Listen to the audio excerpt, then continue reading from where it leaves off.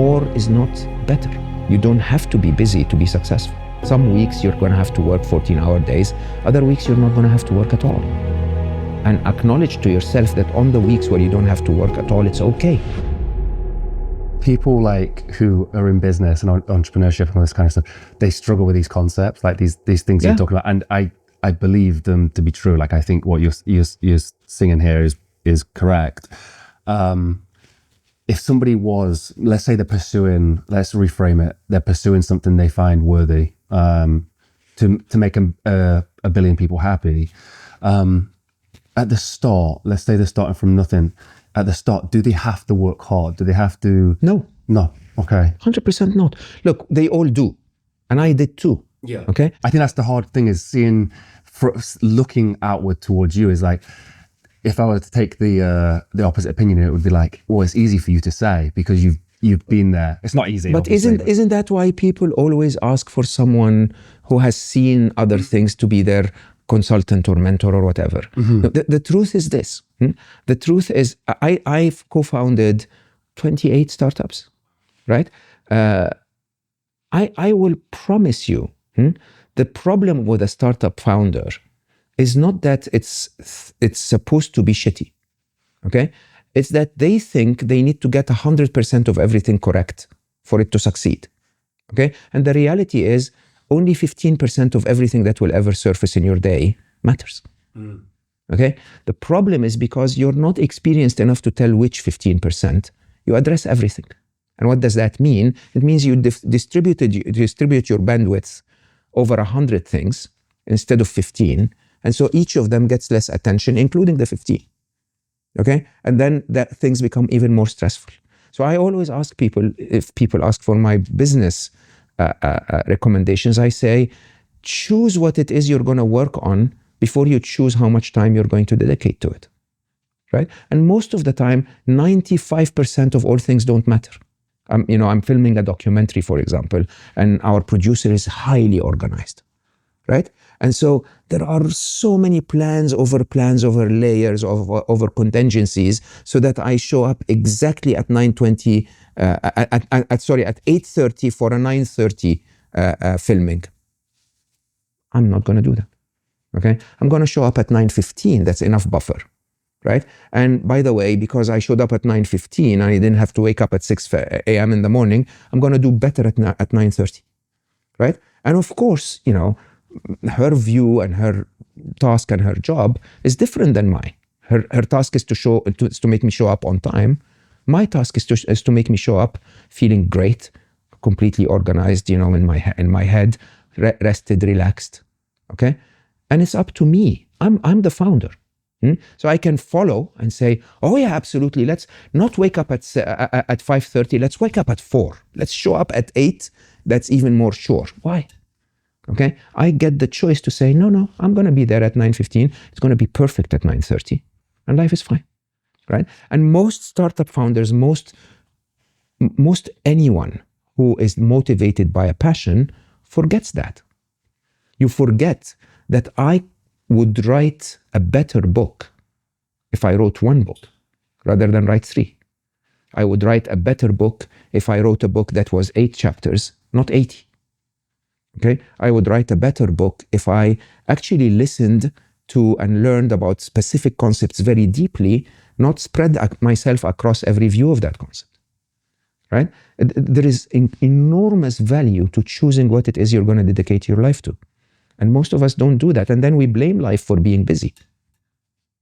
I mean, I'm guilty for this completely. Like I've always thought and grown up with the idea of hustle is my advantage, working harder than absolutely everybody else was my advantage. And it has worked for me at times. It does sometimes, yeah. But you hit a ceiling. And I think that's once you get to that point, like you need to start thinking differently. And I think a lot of our audience is struggling with that transition into that different type of thought process. It's all about an honest view of what's bringing 85% of your impact, okay? And an honest view. So you basically tell yourself, nothing is going to be addressed. Maybe I'm going to delegate it and someone else is going to address it. I don't, by the way. I normally literally stop it, okay? And if you know that it fits within the 85% of impact, put your whole heart in it. And some weeks you're going to have to work 14-hour days. Other weeks you're not going to have to work at all. And acknowledge to yourself that on the weeks where you don't have to work at all, it's okay. You don't have to be busy to be successful. This idea, I mean, so my partner, she started introducing me to this idea, and it absolutely transformed everything for me. Like, I could spend 30 minutes to an hour on the most important 85% and transform the business, tenfold compared to what I was doing, just run around like a headless chicken. 100%. And because you suddenly get that helicopter view. I mean, if you don't mind me saying, even more valuable is doing nothing at all. So I used to, within Google X, so Google X, we had this beautiful building where everything was inside. All of the meeting rooms were made of glass. And so, I used to have in my calendar what I in my calendar wrote as thinking time. But twice a day, I would have 30 minutes in one of those meeting rooms, okay, sitting there, seen by everyone walking by, doing absolutely F all, nothing. Like, no phone in my hand, no paper and pen, nothing on the wall. I'm not attending a meeting. Okay. And then people see me sitting there doing absolutely nothing. And then they start to open the door, and I'll go like, I'm sorry, I'm busy. Busy with what? With nothing. And believe it or not, in that half an hour, 6 to 8 times, I hold the pen and I write some of the most profound things that we need to do that would flip a project upside down. I mean, even in work itself, my teams will always tell you, they would walk in and say, we have a pipeline of 18 deals. And I sit and listen, and then I say, okay, look, I'm interested in deal 1 and 7. Don't talk to me about the others again. And they go like, what do you mean? The others combined are like $4 billion. And I'm like, yeah, those two are $4 billion too. They are much more promising. And that's all I care about. You want to put your life in the rest? I'm fine. But don't lose 1 and 7. Okay? And I'm, and if you want to put your life in the rest, fine. But I'm going to put my life in 1 and 7. That's it. And if I can put my life in 1 and 7, I'm closer to the client. I am way more dedicated. I'm way more able. I'm way more aware. Okay? And I'm way more energetic to serve that need properly. And I'm honest with the other clients to say, hey, by the way, this is really important, but I cannot do it now. Can I do it, in 3 weeks' time? Simple. Just a quick interruption from the video today. We're talking about our sponsors, Aura. As many of you guys know, we are filmmakers and content creators, and we have a lot of sensitive information. Some of you might know that just 6 months ago, I was hacked on Facebook and Instagram, and we lost thousands of dollars. That's why I'm now using Aura. If you've been paying attention for the last year, you've probably seen headlines about the major data breaches. But the worst one of all was a national public data had a breach that could impact every single American. We're talking about 2.9 billion records leaked. That's names, addresses, phone numbers, even social security numbers. If you're thinking, yeah, but Jordan, that's not going to happen to me. That is exactly what I thought, and that's why I'm using Aura today. Aura is like having a personal security team watching your back 24/7. They monitor your sensitive information, including your social security number, access billions of data points across the dark web and public records. And if something pops up, you get instant alert so you can act fast. They even back you up with $5 million of identity theft insurance. That's not just words, that's a real promise to protect you. Look, I'm not leaving my personal information and my company's information out there for data breaches, and you shouldn't either. Go to aura.com/mulligan or click the link in the description to get your 14-day free trial. That's enough time for Aura to do a scan to see if you've already have data breaches out there. That alone is worth it. Let's dive back into the video. That way of thinking, I think, as well, as a startup founder, somebody who's, begun in business, you're so macroed in, like you're so close to it.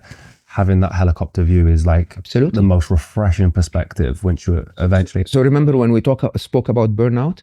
As a startup founder, believe it or not, this is one of your top practices, is to sit down at the end of every week and say, which clients am I going to fire?